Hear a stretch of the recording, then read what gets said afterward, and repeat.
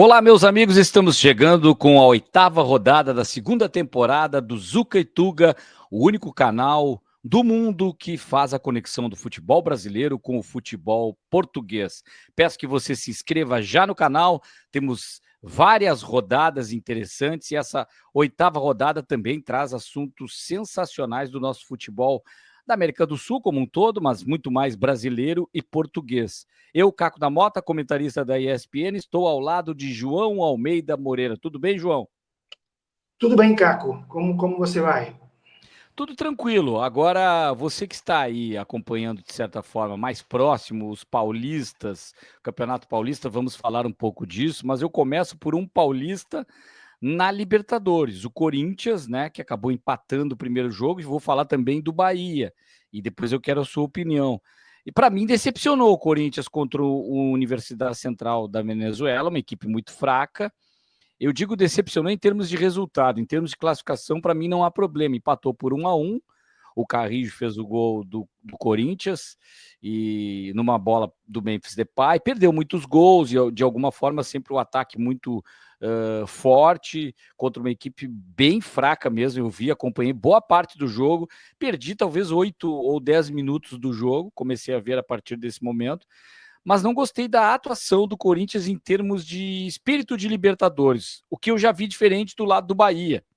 Até porque depois sofreu um gol contra, correu risco, enfim, falando a respeito do Corinthians, que para mim passa na Neoquímica, vai atropelar essa equipe, na minha opinião, e depois eu estava vendo aqui, João, você também certamente muito atento, já olhando a tabela na frente, Barcelona de Guayaquil ou El Nacional do Equador. O Guayaquil venceu na ida 1-0, tem mais tradição, é quinto colocado no campeonato do Equador, o El Nacional 11º, então um pouquinho mais difícil, mas eu não vejo dificuldade. Para mim, o Corinthians vai chegar à fase de grupos da Libertadores. Quer dar um pitaco do Corinthians antes de eu falar do Bahia? Posso só dizer que concordo com o que você falou. Resultado ruim, né? Eu tava convencido que o Corinthians ia ganhar um 3-0, algo assim. Foi 1-1. É evidente que põe uma certa água no chope dos corintianos, que estão numa boa fase, mas não vai haver problema nenhum de passar essa eliminatória e depois também passará a próxima com um desses adversários que você falou, mas aí tem que ter mais atenção e mais espírito de Libertadores também, como você falou. Exatamente. Já o Bahia eu gostei da raça, da bravura. Agora eu peguei um número muito interessante.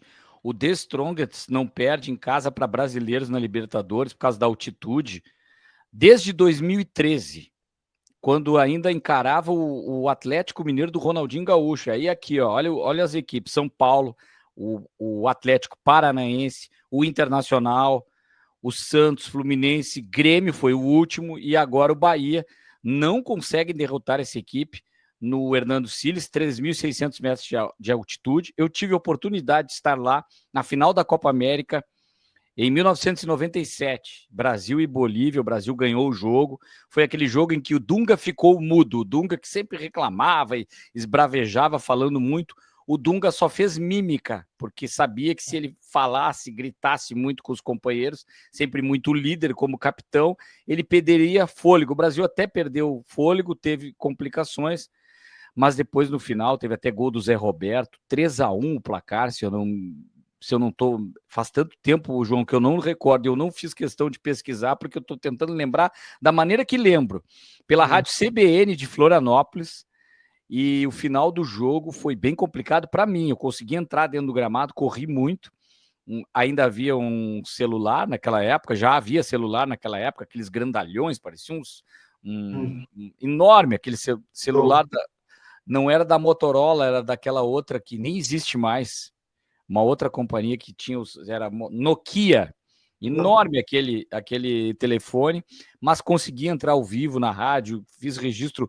O Zagallo saiu daquele "nós vamos ter que vocês vão ter que nos engolir".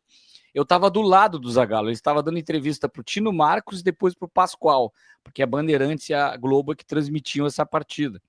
E eu pego e consigo chegar nesse momento do Zagallo. O Roberto Carlos chorava a me abraçar, porque era o primeiro título da história do Roberto Carlos como jogador na seleção brasileira. Vejam depois Real Madrid, tudo que aconteceu, mas realmente é um ambiente muito ofegante.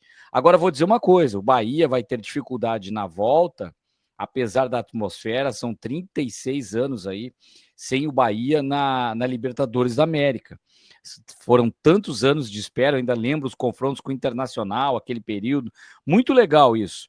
Acredito que o Bahia é favorito, apesar de ter empatado também por 1-0. O William José fez o gol do empate, muito elogiado pelo Rogério Ceni, uma equipe que está muito forte, também tem reforços, o Grupo City apoiando, é uma estrutura diferente, mas esse The Strongest não tem vivido só da altitude. Bahia é favorito, pode até golear com a atmosfera da Fonte Nova, acredito que possa acontecer isso, mas tem que tomar cuidado que o The Strongest não é só altitude nos últimos anos. É uma equipe organizada, também bem estruturada e, de certa forma, pode incomodar justamente pelo Bahia não ter vencido. Agora, depois o Bahia pega Boston River do Uruguai e Nublense chileno. O Boston do Uruguai ganhou por 1-0 e ninguém sabe se o time chileno, e foi na casa do Nublense. De certa forma, não sei o que vai dar nesse confronto, mas qualquer um que passe, o confronto do Bahia vai ser bem mais tranquilo que do Corinthians, com certeza. Mas para fechar, Bahia e Corinthians, para mim, tem tudo para colocar mais 2 brasileiros na fase de grupos da Libertadores, João. Sem dúvida, são favoritíssimos nessa eliminatória e na próxima. E o Bahia eu já não coloco como desilusão lá no jogo com o The Strongest, por aquilo também que você falou, né? Pelo histórico do The Strongest, porque o The Strongest é um time com tradição, né? E porque eu acho que um resultado empatado da Strongest Bahia 1-1 é um resultado que eu acho que é mais ou menos normal. E aposto muito no Bahia nesta temporada. Não sei se na Libertadores, se no Brasileirão. Eu acho que o Bahia, o ano passado, foi uma espécie de ano de transição. Rogério Ceni se acostumando, o próprio clube também se acostumando a esse investimento todo do Grupo City. Não é fácil, às vezes, quando vem muito investimento de uma vez só, o clube funcionar logo, mas agora, como segundo ano, e com os jogadores, teve poucas alterações, e as alterações que teve foi mais de reforços do que de saídas. Eu acho que o Bahia aparece aí como candidato a ir à Libertadores do próximo ano com alguma facilidade, ou seja, candidato, eu diria, a ficar nos 4 primeiros lugares do Brasileirão. Na Libertadores não sei o que vai fazer, obviamente, mas parece ser uma equipe que, assim, do primeiro escalão do Brasil já. E muito focada na Libertadores, né? Porque se preparou para isso, não deu tanta atenção para o estadual como deveria, pensando, focando na Copa Libertadores da América, porque essa fase ela é complicada para o calendário do Bahia, mesmo tendo Copa do Nordeste, os nordestinos têm esse bom problema. É legal ter Copa do Nordeste porque eles começam de uma maneira muito forte, enquanto algumas equipes estão só nos estaduais. A Copa do Nordeste tem sido uma competição muito forte, que tanto que o reflexo disso não é só Grupo City e organização do Fortaleza. O reflexo disso é que o Nordeste cresce como equipes, as equipes crescem no Nordeste e o Sul tem caído muito, né? A gente que é do Sul, eu não quero que o Nordeste não esteja lá, mas a gente se preocupa que o Sul não esteja, né? A gente tem aí os 3 do Rio Grande do Sul na Série A, ninguém do Paraná e ninguém de Santa Catarina na Série A do Brasileiro. Mas falar um pouco dos portugueses. Agora a gente vai virar a página para as competições europeias. Só o Benfica passou, o problema é que pega o Barcelona de novo agora, né?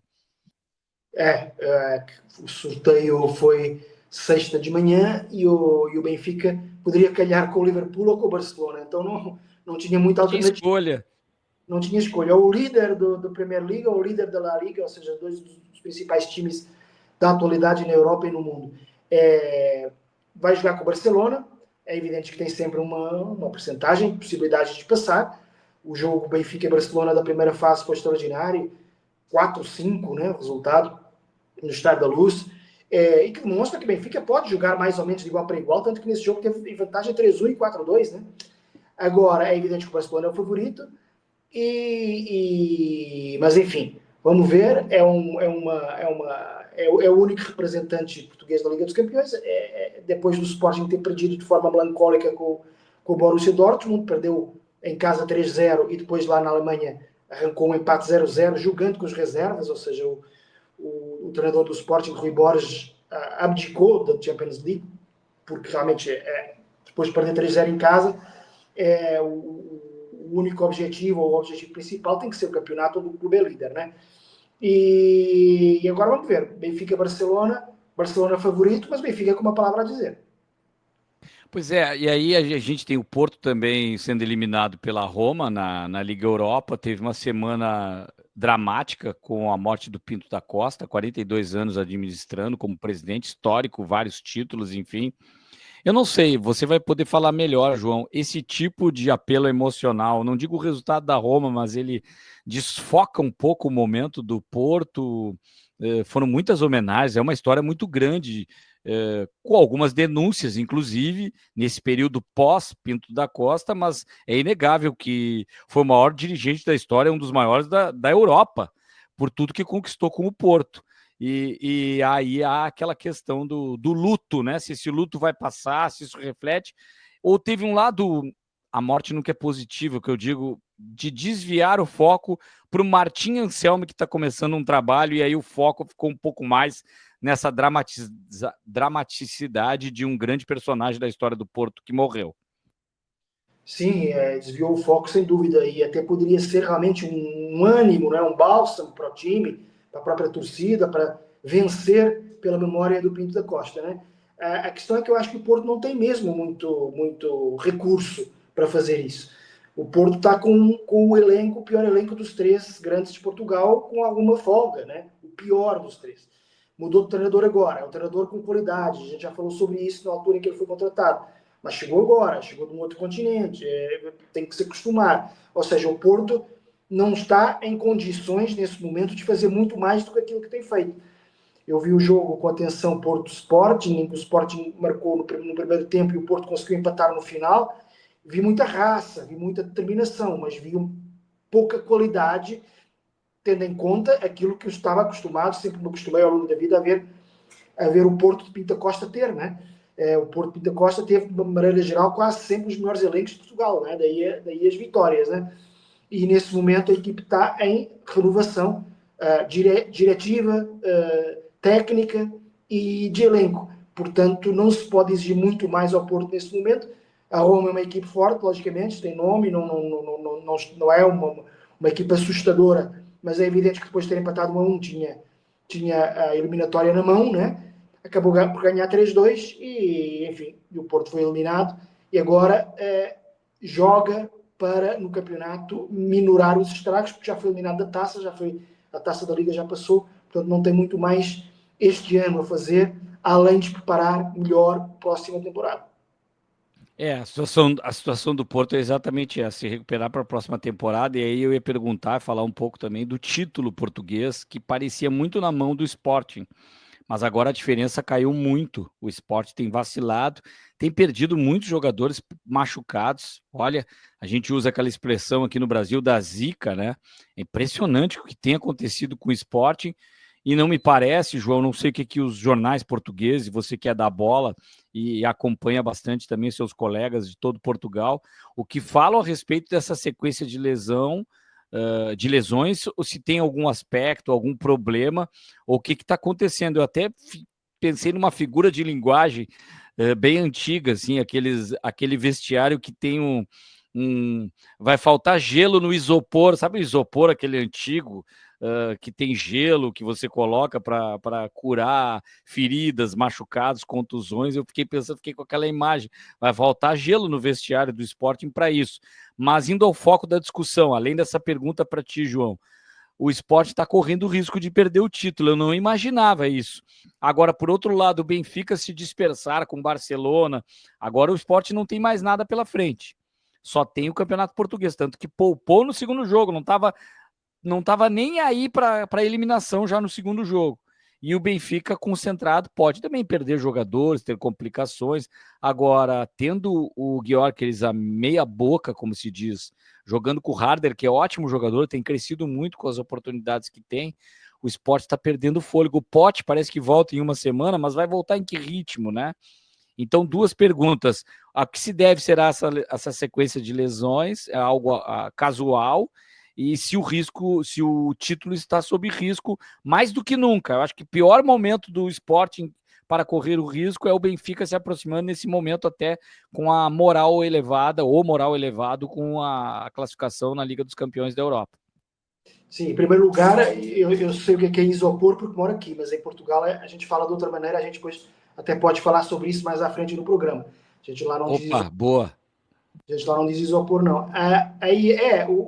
O engraçado é que o presidente do Sporting foi médico do clube, né? Nesse momento, nós temos o presidente do Porto, foi treinador do clube, o presidente do Benfica foi jogador do clube e o presidente do Sporting foi o médico do clube. No entanto, são lesões consecutivas. É evidente que há alguma. A principal razão é casualidade, é azar, porque são traumatismos, etc. Mas também há outras coisas, há muita especulação sobre falta de preparação, etc.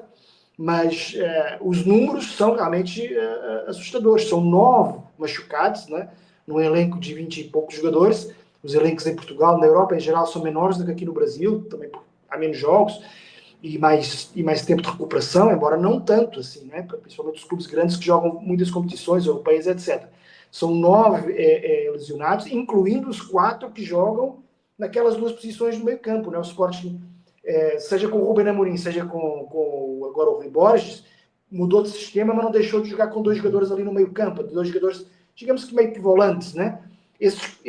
Tem 4 jogadores no elenco que podem fazer essa função, estão todos machucados. O Yulman, que é o capitão de equipe, que além de machucado está castigado porque foi expulso com o Aroca. O Morita, que já é um cara, o japonês, que já é um cara mais ou menos habitual no departamento médico. O Bragança, que não joga mais nessa temporada, também se machucou com o Aroca. E o Simões, né, que é o garoto que tem entrado muito, que tem jogado mais ou menos ao mesmo nível dos outros, embora seja muito jovem, mas que também está machucado. Talvez possa recuperar para o próximo jogo, que é com o Aves, fora de casa, na Vila das Aves, mas ainda está em dúvida, ou seja... Vou comentar esse jogo, João. Posso trazer no próximo episódio bastante detalhes a respeito desse Ótimo. jogo aí também. Maravilha. Em princípio, deve jogar lá essa dupla de meio campo, deve ser o De Bast, que é um jogador zagueiro por natureza, mas que o Rui Borges tem usado mais no meio campo, até por ser um jogador com bom passe, alguma qualidade, mas não tem, obviamente, cacoete, como se diz aqui no Brasil, né, de jogador de meio campo. E um garoto chamado Alexandre Brito, que já é tipo a outra geração já depois do Simões, né? Ou seja, são muitas lesões numa fase muito importante do campeonato, com o Benfica se aproximando. Não que o Benfica esteja numa fase extraordinária, também tem tido alguns precalços, mas o Sporting vem de 2 empates consecutivos, um deles no Dragão com o Porto é normal, né? Obviamente, um empate com outro clube grande, mas de uma forma foi de uma forma dolorosa, porque foi praticamente no último lance que surgiu o empate, e depois este empate meio ridículo com o Aroca em casa, com gols contra absurdos, em que aconteceu de tudo, dois machucados com 11 minutos de jogo, um pênalti contra, uma expulsão, enfim, aquele jogo onde tudo aconteceu ao Sporting. Vamos ver se essa zica, como você fala, é para continuar ou se vai agora mudar lá no jogo de Vila das Aves, mas que o Sporting está completamente focado no campeonato, a prova é que jogou lá em Dortmund sem Trincão nem Gyökeres, né, que são a dupla de atacantes, dupla essa, porque o Pote está machucado também há muito tempo, né? E só deve voltar em março. E ainda há, O só para Nuno tá machucado. o Nuno Santos Sim. toda a temporada, o Gonçalo Inácio está machucado, mas pode ainda voltar. Há o Jenny Catano, que também deve voltar agora com o Aves, Jenny Catano e Inácio. E ainda há o Santos Justo, também, que se machucou num lance estranhíssimo, que deu o gol contra a favor do Aroca. Enfim, Do gol contra do Rui Silva. Isso, o gol contra o do Rui Silva. Ou Tá seja, gostando do Rui Silva no gol? Eu gostava do Franco Israel. eu acho que o Franco Israel também é um bom guarda-redes, né? Como a gente fala. Mas eu acho que eu não sei se ele tinha. Se era bom o suficiente já para ser a escolha número 1. E o Rui Borges achou que precisava de mais um e que esse mais um seria a primeira escolha. E eu estou contente com o Rui Silva, com as atuações dele, salva, obviamente, esse lance, que foi um lance absurdo, mas mesmo no jogo com o Aroca, ele salvou o Sporting com uma derrota, né? Com defesas importantes. E agora em Dortmund defendeu um pênalti. É um jogador de seleção, tem sido aquele terceiro guarda-redes que o Roberto Martínez tem convocado, às vezes é o terceiro, outras vezes nem sequer é o terceiro ou o quarto, mas é um guarda-redes que, enfim, acho que se deve dar o benefício da dúvida e eu acho que pode vir a ser um jogador que pode fazer alguma história no Sport, pode ficar esta temporada e mais a próxima, mais algumas como titular, até porque ele tem 31 anos, o que é pouco para guarda-redes, né? Quando é que o Botafogo vai anunciar um técnico, né? Não deu certo com o Vasco Matos, do Santa Clara.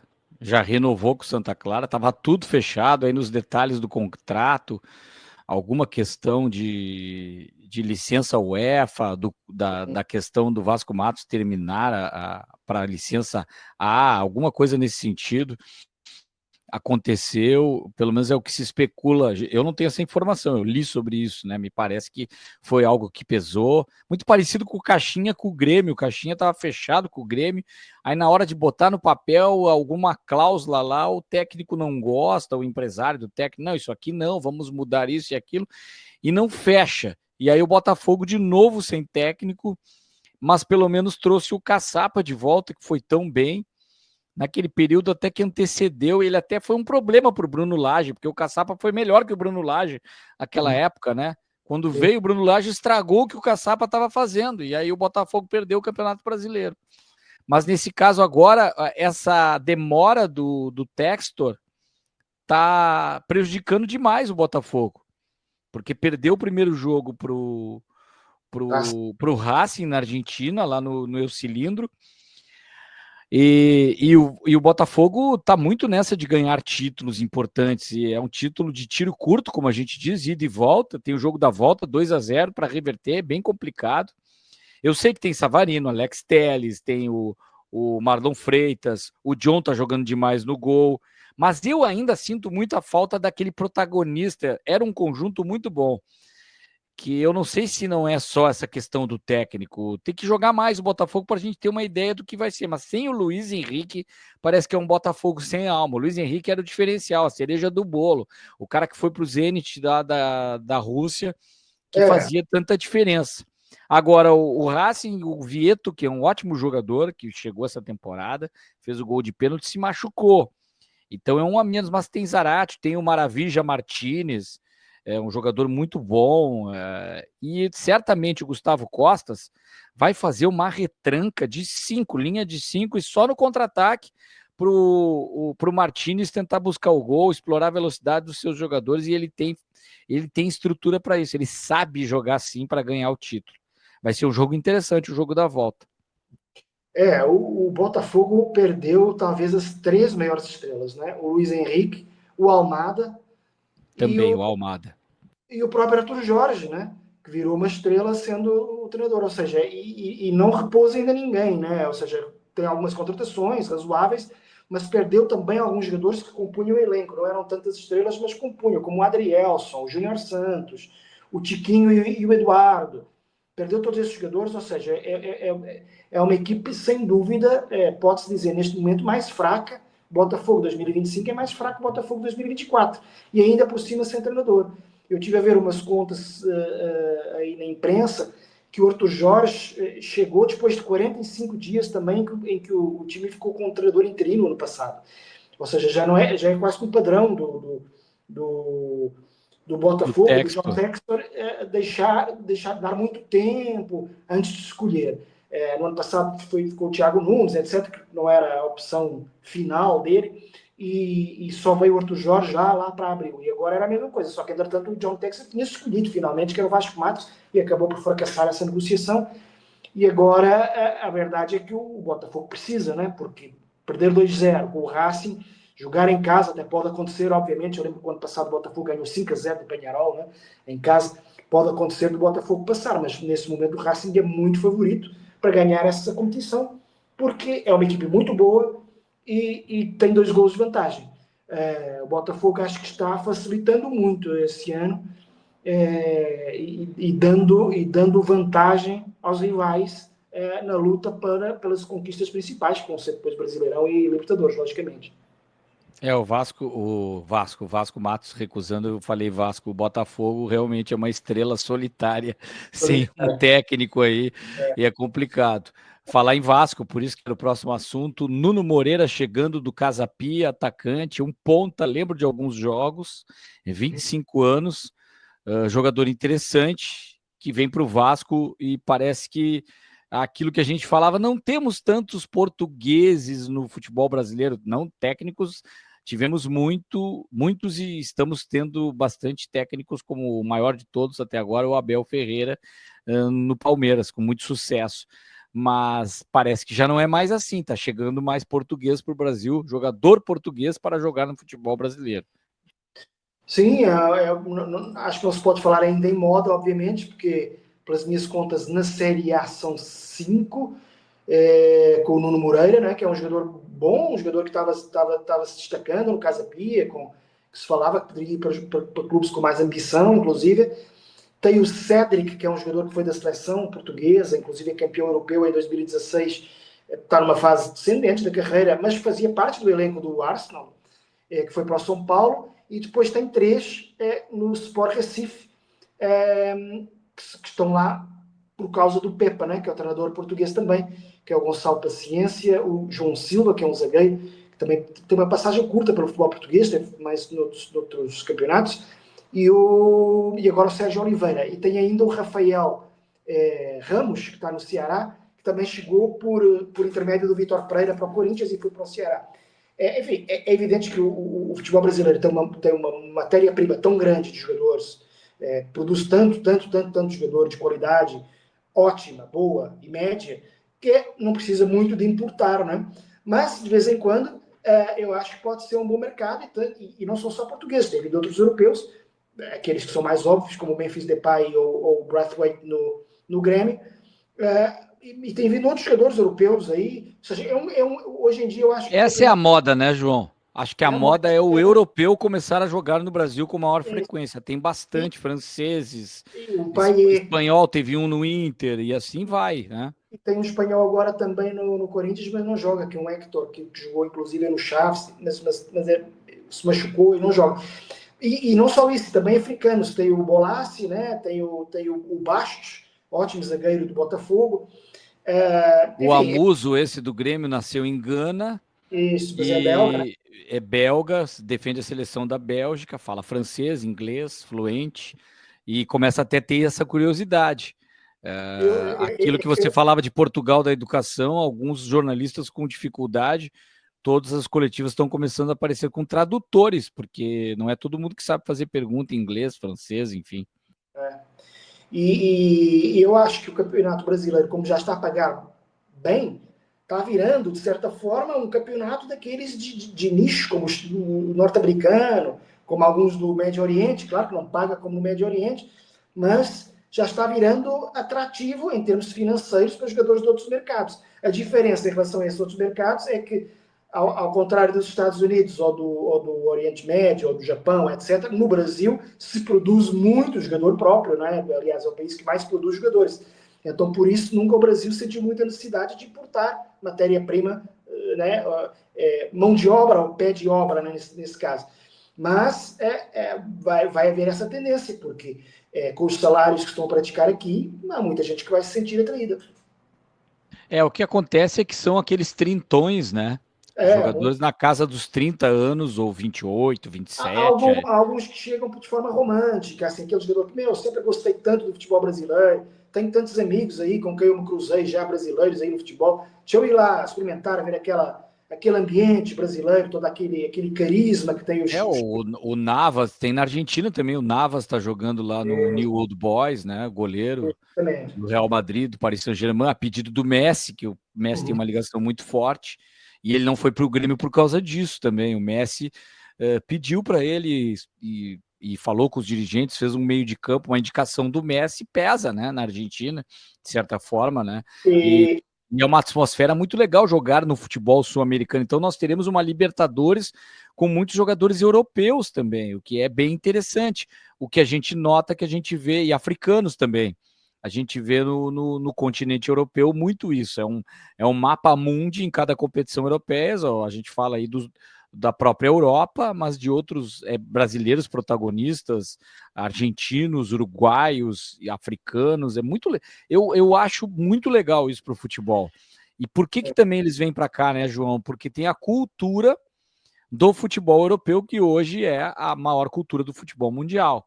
A estrutura técnica, tática, preparativo, mesmo jogando uma segunda divisão da Espanha, muitas vezes tem uma estrutura e adversários ou em Portugal, primeira divisão, a estratégia técnica, que dá uma estruturação para o jogador completamente diferente da formação do jogador brasileiro em Série B, por exemplo, em Série C. Cai muito o nível do gramado, e aí a gente vai chegar na questão do gramado sintético ou não. Olha quanta discussão que tem no Brasil para evoluir em termos de futebol. Passamos para o próximo assunto? Vamos Passamos. lá? Santos para o bem e Palmeiras para o mal. Por que eu coloquei isso, João? Vou deixar para te responder. Então, de repente, o Palmeiras parece que está num mau momento. Não tanto esportivo. O Palmeiras é o quarto clube com mais pontos no Paulistão. Só que por uma daquelas ironias que o futebol é fértil, tirando o Corinthians, que está num outro grupo e que está liderando e está disparado na frente, os outros dois clubes que têm mais pontos do que o Palmeiras estão no grupo dele, né? E agora com essa moda que inclusive acontece também no Campeonato Mineiro e no Campeonato Gaúcho, né? De os times jogarem com os componentes dos outros grupos e não do próprio grupo, às vezes acontecem estas distorções. Neste momento, os quatro clubes com mais pontos do Paulistão são Corinthians, São Bernardo, Ponte Preta e Palmeiras. Só que São Bernardo e Ponte Preta estão no grupo do Palmeiras, então o Palmeiras corre o risco de ficar em terceiro no grupo e não passar, né? Mas, além disso, além de estar em terceiro um pouco por infelicidade de sorteio, vamos dizer assim, o Palmeiras há umas nuvens negras por cima. Tanto que ontem, no jogo com o Botafogo de Ribeirão Preto, no Allianz Parque, só estavam 23 mil espectadores. Tem estado sempre uma média acima de 30, perto de 40 mil nos jogos do Palmeiras. Ou seja, houve um certo protesto da torcida do Palmeiras ao não ir, e mesmo os que foram também protestaram alguns. Reclamaram, vaiaram, etc. O time até se comportou, começou a perder por 1-0, mas depois conseguiu dar a volta e vencer por 3-1. Mas há aquela sensação de que o clube não está se reforçando como deveria. E ainda para mais, vendo outros clubes se reforçando bem. E um desses clubes que está reforçando bem e voltando aí aos nossos caracteres que estão aí na tela, o Santos.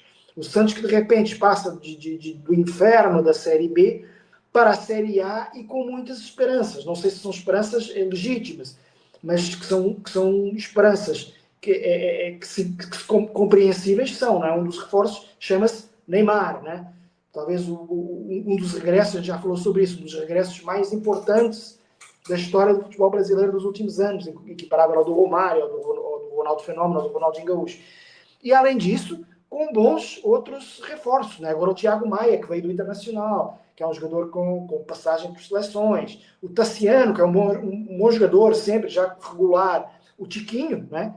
Foi há 2 anos, no Brasileirão 2023, era talvez a principal figura do Botafogo. E o Zé Rafael, que veio machucado, né? Mas é um jogador, tem sido um jogador nuclear do Palmeiras. Ou seja, com tudo isso, e por acaso em primeiro lugar no grupo, mas com menos 8 pontos do que o Palmeiras, mas enfim, são as tais distorções que esse modelo de regulamento permite, o Santos está muito próximo de se classificar para a próxima fase do Paulistão e, portanto, parece que estão nuvens bem brancas, já que se as outras são negras, as do Santos são bem brancas por cima do alvinegro da Vila. O futebol é assim, muda muito, né, cara? Exatamente, é dinâmico, né? A cada semana, a cada 15 dias, tem muita coisa para acontecer nesse nosso calendário. O Palmeiras é muito forte para as competições todas que tem pela frente, mas certamente essa eliminação, e ela é bem possível, já pode ter acontecido para quem está vendo o episódio, para mim é um vexame do Palmeiras. E é um carimbo que não é legal. Mesmo com toda essa campanha, se o grupo está mais forte, o Palmeiras teria que ter se empenhado para ser o mais forte na pontuação dentro do seu grupo, independente de com quem ele cruza.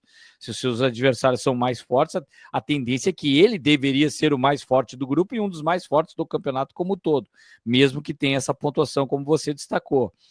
O reflexo da torcida não ir é uma questão também. Há motivos já para não ir no time e uma questão também de época, né?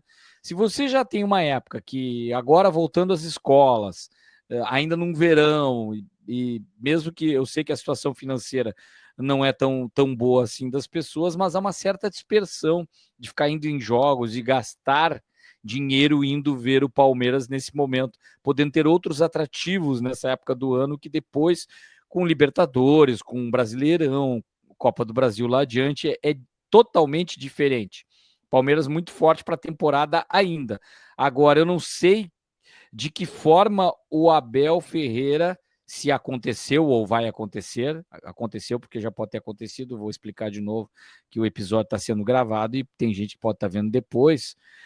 Eu não sei como é que ele vai reagir a essa eliminação, porque ele vai ser muito cobrado em coletiva, a gente sabe como é que é, e não é por menos, tem que ser cobrado. Ou talvez ele até surpreenda e faça uma meia-culpa de que e assuma isso de uma forma até para aquela questão de proteger o grupo de jogadores que está sendo formado, uma nova etapa do Palmeiras. E ele tem condições de fazer isso. A condição emocional do Abel que me preocupa às vezes.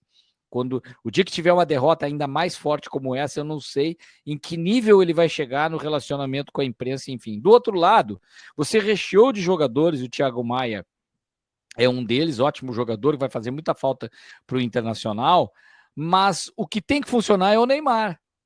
E claro, o técnico Caixinha também. Se o Neymar não funcionar, não adianta todos esses jogadores, é tudo em função do Neymar, não de forma individual, mas uma coisa parecida, transportando aquilo que a seleção argentina fez com o Messi na Copa do Mundo. Os jogadores têm que jogar para o Neymar crescer. E ele está trazendo aqueles jogadores da confiança. Thiago Maia, que foi com ele na Olimpíada, é amigo, já jogou no Santos, se dão bem. Então, existe um entrosamento pessoal, de vestiário, de ambiente e também de futebol. E o Neymar tem dado opinião nas contratações. Ele não é só um jogador, ele é uma grande afirmação e ele é uma grande autoridade em Santos. Tudo que ele diz e que ele não diz repercute além do que ele faz dentro de campo. Mas o fundamental não é o que ele fala e o que ele está pedindo para o Santos, é o que ele vai apresentar dentro de campo. Por enquanto, parece até animador dentro da expectativa física do Neymar, dá para dar esse desconto. Mas se ele não funciona, o Santos ainda é uma dúvida. Se vai buscar vaga em Libertadores, se vai brigar por algum título, depende do Neymar. O Neymar pode fazer essa diferença. Se a gente pensar, né, João? Daqui a pouco estamos numa eliminatória de Copa do Brasil, com o Neymar voando no mata-mata contra qualquer equipe, ele realmente pode desequilibrar. E aí o Santos não tem mais um grupo tão, digamos assim, enfraquecido. Está muito mais forte esse grupo do Santos para fazer alguma coisa. Mas hoje, se fosse perguntar, não vejo como candidato à vaga Libertadores. Eu vejo um pouco abaixo aquela turma da Sul-Americana, porque tem muitas equipes que estão crescendo. A gente já falou isso em episódios. O próprio Palmeiras ainda é forte, o Flamengo, o Atlético Mineiro.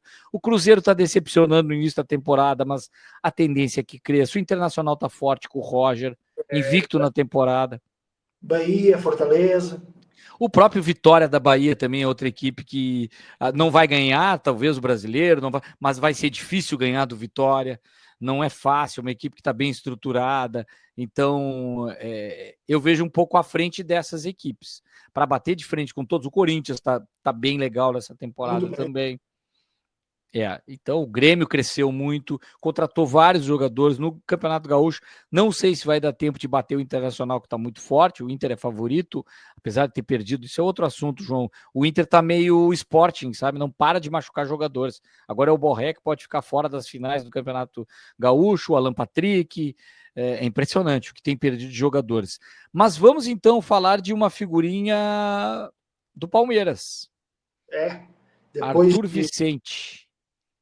É a boa notícia aí no Palmeiras, né? Depois de Hendrick, depois de Estevão, agora é um menino de 9 anos que, a julgar pelo olho clínico que a empresa Nike costuma ter, deve vir a ser um craque, né? Porque aos 9 anos já assinou um contrato com a Nike. E o Estevão, por exemplo, assinou com 10, portanto ele bateu o Estevão. O Rodrigo, do Real Madrid, com 11, e o Neymar com 13, ou seja, o Arthur Vicente, 9 anos, ultrapassou todos esses craques, já se pode dizer que eles são craques, o Neymar, obviamente, o Rodrigo também, sem dúvida, e o Estevão também já está se tornando um craque do futebol brasileiro e mundial. Todos esses craques assinaram depois do Arthur Vicente, que assina agora com 9 anos. Vem aí mais um projeto de grande estrela no Palmeiras, Caco. E os caras pensam em tudo, né? Se a gente olhar essa foto, o garotinho com a caneta Bic na mão ali, dá para ver que é uma Bic. Certamente daqui a alguns anos a gente vai ver essa mesma imagem com uma caneta de prata num Uhum. Barcelona, num Real Madrid, num grande clube europeu. Tem tudo para dar certo, pelo que hoje em dia é muito fácil de projetar um jogador. Claro que tem a questão da maturidade, estrutura familiar, mas o Palmeiras é muito bom nisso. Ele tem preparado não só grandes jogadores, mas como grandes profissionais. Os atletas formados pelo Palmeiras estão virando grandes profissionais. Então, no mínimo, esse garoto vai ser protagonista no Palmeiras e certamente vai ser vendido para um grande clube europeu nos próximos anos. Tem tudo para dar certo. Agora a gente não sabe o tamanho, se ele vai ser aquele que é o top de ser um dos melhores do mundo ou daqueles que ficam entre os 50, 30 melhores, mas tem mercado para figurar como uma Eu, figurinha, um crominho na Europa, a gente pode dizer assim, né, João? eu ainda não ouvi jogar, confesso, com 9 anos, né? Não passa na TV os jogos dele ainda, mas eu estou ali a ver um detalhe que ele é destro, né? Destro, joga escreve com a mão direita. Mas isso não quer dizer nada, porque eu descobri há pouco, eu não sabia. Não sei se você sabia, num documentário do Romário, que o Romário é canhoto a escrever, e no entanto é destro com o pé. E o Maradona é destro a escrever, era, né? Destro a escrever e canhoto com o pé. Portanto, eu não sei se o doutor Vicente é canhoto com o pé ou não, né? Porque às vezes não quer dizer nada, né? Mas esse pela caneta ali a gente está vendo, ele tudo é direito, tudo é lado direito, né? Vamos ver, mas Será que é um algoritmo isso? A mão trocada do pé o gera Romário, craque? Tem que observar isso aí. o Romário e o Maradona era trocado. E eu também, eu sou canhoto a escrever e a chutar, chuto mais forte que o direito também. Os grandes craques, como eu e o Romário, têm as mãos trocadas. Muito bom. E o canhoto tem uma curiosidade, geralmente chuta mais forte, né? O cruzamento, a E bola do mesmo, canhoto. e E ele é mesmo mais canhoto. é Ele, difícil um canhoto não ser um bom batedor de falta, é bem raro, né? São quase todos. e eles não são muito assim, zero ambidestro, né? Eles não conseguem É, fazer quase nada com a direita. A direita também é praticamente podre, não serve para nada. na, Muitos, né? é, E a esquerda é sensacional. Já o destro, ele às vezes com a esquerda consegue fazer coisas interessantes. Que é meu caso, João. Eu sempre quando ia na linha de fundo conseguia algum cruzamento com a canhota. Pelo menos eu botava a bola dentro da área, né? Se tivesse um Arthur Vicente na área, aí eu me consagrava quando eu era garoto, né? Aí me ajudava. Falar nisso, vamos fechar com a língua que nos desune: isopor ou esferovite. Quase que eu falei diferente. Esfevirote. Quase que eu falei o contrário. Isopor já é uma palavra estranha, mas essa lá em Portugal, para essa caixa de gelo, enfim, que vem de um polipropileno, alguma coisa derivada do petróleo, né, João? é isso, o nome daquilo que todos os brasileiros que nos escutam sabem que é isopor e todos os portugueses que nos escutam sabem que é esferovite. Na verdade se chama poliestireno expandido, né? E segundo eu li, o nome é tão diferente em Portugal e no Brasil por questões comerciais, porque foram tipo empresas que começaram a comercializar esse material. A brasileira é chamada isopor, a portuguesa é chamada esferovite, e assim ficou. Quando eu cheguei aqui no Brasil e comecei a ouvir falar em isopor, eu não fazia ideia o que era. Depois disse, mas eu conheço isso é esferovite. E aí todo o quê? Ninguém sabia, fazia a mínima ideia do que era esferovite. Mas realmente é a mesma coisa, né? É o poliestireno, que é um homopolímero resultante da polimerização do monômero de estireno. Ou seja, estou vendo aqui, obviamente, Nossa, que na, definição. Entendi tudo, João. estou vendo, obviamente, na internet, não sei isso de cabeça, e onde aqui na internet também se diz que no Brasil é popularmente conhecido como isopor e em Portugal como esferovite. E é isso. São Parece nome de alguns. remédio, né? Se a gente dobrar um pouquinho a palavra isopor ou isodor, geralmente tem um esferovite ou esferonite, alguma coisa assim para rinite, a gente fala alguma coisa, uma palavra que eu nunca tinha ouvido falar. Eu não conhecia mesmo, para ver como é uma marca, uma coisa completamente diferente. Bom Eu, saber, João, porque eu, queres que eu coloque no esferovite? Aí eu vou a Portugal lá, queres que deixar a gelar no esferovite? O que é isso? Não bota nada na minha Coca-Cola, deixa assim, tá bom. Impressionante, João. Eu estava só aqui a ver como é que por acaso os ingleses falariam e chamam polistireno, que é o tal nome, o tal nome original, ou então PS, né, de poli e depois o estireno. Chamam assim, não chamam nem esferovite nem isopor, então é a tal prova por questões comerciais. E o plástico também acabou superando, e hoje a gente tem aquilo que a gente chama de cooler, né? Sim, sim. Plástico é mais bonito, colorido, dura mais. O isopor, com o tempo, começa a ficar furado. Até tem pranchas, né? Não sei se Portugal, lá nas praias de Portugal, também tinha as pranchas de Sim, sim. esferovite, Tinha, sem dúvida. que para o gaúcho se chamava planonda. Olha que palavra, planonda era o nome da prancha. Tudo bem, porque é para ficar plano em cima da onda, tá certinho. Exatamente. Então tá, João, a gente surfou essa onda legal nessa oitava rodada, vamos para a nona e anunciando que em breve teremos mais convidados como o PVC, que foi muito legal. Para quem não acompanhou, se inscreve no canal, acompanha aqui a entrevista que a gente fez, ela é totalmente atemporal. Paulo Vinícius Coelho, vestindo a camisa do Belém, do Belenenses, contando histórias sensacionais da ligação dele com a família portuguesa e com o futebol de Portugal, e aliás ele é uma enciclopédia do futebol brasileiro e mundial, um jornalista brilhante que esteve conosco aqui. Em breve teremos outros convidados para entrevistas, jornalistas que têm ligação com o futebol português e possam acrescentar para nós também, né, João? Isso mesmo, e agora nem de propósito você estava falando isso, eu estive vendo aqui que o poliestireno, além de fazer a esferovite barra isopor, também serve de material, de matéria-prima para PVC, né? Que é aquele material que dá o nome do nosso convidado da semana passada, PVC. É verdade, tu vê. Que coincidência. Com essa a gente tem que ir embora mesmo. Até o próximo episódio. Obrigado, João Almeida Moreira. Um abraço e até a próxima. Tchau, Um tchau. abraço, Caco, um abraço a todos.